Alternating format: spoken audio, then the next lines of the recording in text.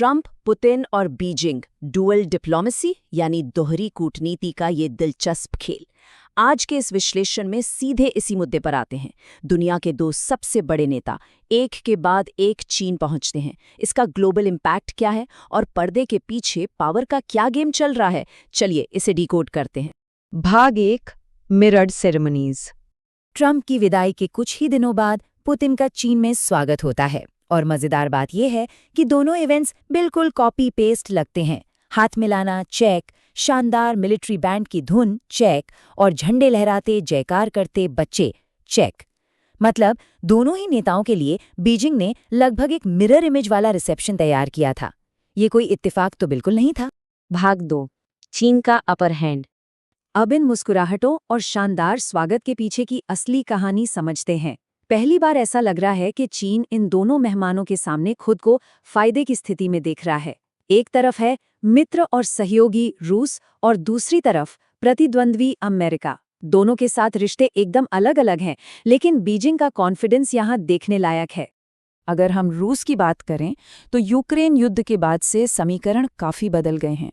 Moscow अब अपनी economy को संभालने के लिए बीजिंग पर पहले से कहीं ज्यादा निर्भर है और जाहिर है ये बढ़ती हुई आर्थिक निर्भरता इस कूटनीतिक रिश्ते में चीन को एक मजबूत बढ़त दे देती है। और वहीं अमेरिका के मामले में रिपोर्ट्स बताती हैं कि राष्ट्रपति शी जिनपिंग का नजरिया कुछ अलग है।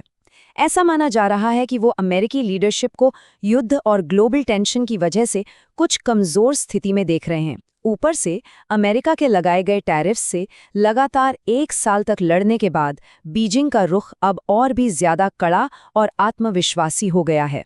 भाग 3 अ प्रोपेगेंडा विन। तो इन बैक टू बैक दौरों का असली मकसद क्या है? दरअसल डोमेस्टिक और ग्लोबल लेवल पर ये शी जिनपिंग के लिए एक बहुत बड़ी प्रोपेगेंडा जीत है। ये डुअल डिप्लोमेसी चीन को दुनिया के निर्विवाद केंद्र के तौर पर पेश करती है, एक ऐसा ताकतवर नेता जिससे पूरी दुनिया मिलना चाहती है। चीन ये क्लियर मैसेज देना चाहता है कि दुनिया का असली इकोनॉमिक और डिप्लोमैटिक पावर हाउस वही है। और ये कोट इस पूरी सिचुएशन को एकदम सटीक तरीके से बयान करता है। सभी रास्ते बीजिंग की ओर जाते हैं। इस विश्लेषण का सार ही यही है कि बीजिंग ये नैरेटिव सेट करना चाह रहा है कि आज की ग्लोबल डिप्लोमेसी और इकोनॉमी का सेंटर अब पूरी तरह से चीन बन चुका है।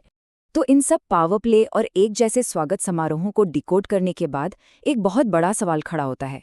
क्या ये दोहरी कूटनीति वाकई बीजिंग को दुनिया की अल्टीमेट ग्लोबल पावर हाउस के रूप में पूरी तरह से स्थापित कर देती है? ये बदलती हुई जियोपॉलिटिक्स का एक ऐसा पहलू है जिस पर हम सभी को गहराई से सोचने की जरूरत है। आज के इस विश्लेषण में बस इतना ही।